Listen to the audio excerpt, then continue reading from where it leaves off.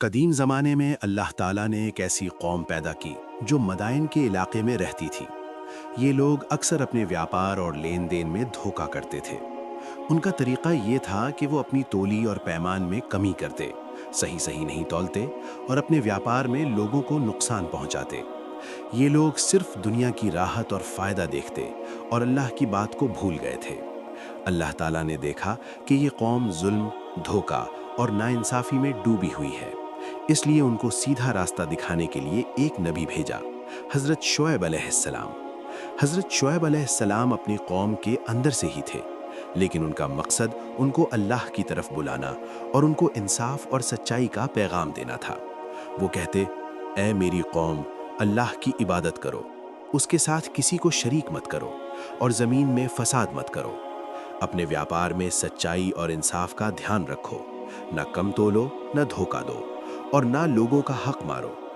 حضرت شعیب علیہ السلام نے اپنی قوم کو بار بار سمجھایا اور انہیں یاد دلایا کہ اللہ تعالیٰ ہی سب کا مالک ہے اور اسی کی رضا اور حکم پر عمل کرنا سب کے لیے بہترین ہے۔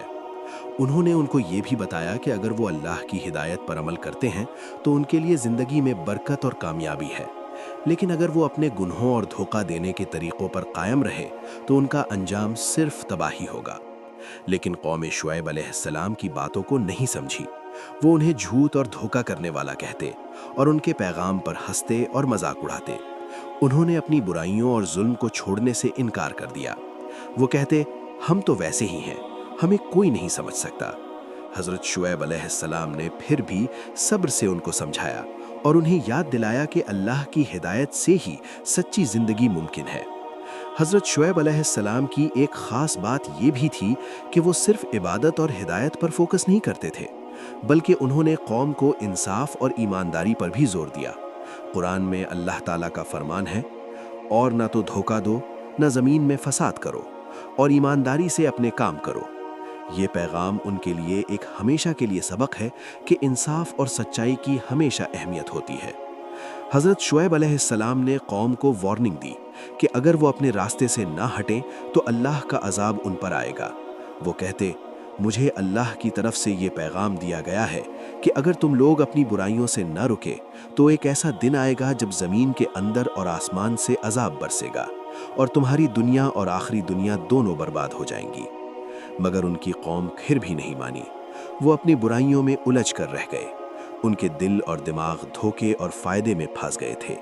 وہ نہیں سمجھ پائے کہ دنیا کی چھوٹی چھوٹی راحت اور فائدہ اللہ کی رضا اور سچائی کے مقابلے میں کچھ بھی نہیں۔ پھر اللہ تعالیٰ نے اپنی قدرت دکھائی۔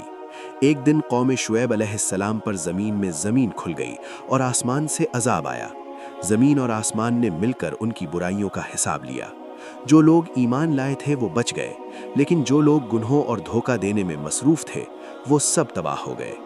حضرت شعیب علیہ السلام نے دیکھا کہ اللہ کی قدرت کے سامنے کوئی نہیں ٹک سکتا اور سچ اور انصاف کی راہ ہی ہمیشہ بچاتا ہے۔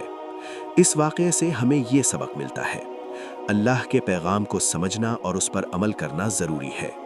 دھوکہ، ظلم اور ناانصافی کا انجام صرف تباہی ہے۔ سچائی اور انصاف ہمیشہ انسان کو بچاتا ہے اور برکت دیتا ہے۔ دنیا کے فائدے اور راحت صرف اللہ کی رضا کے ساتھ ہی اصل خوشی اور امن دیتی ہے۔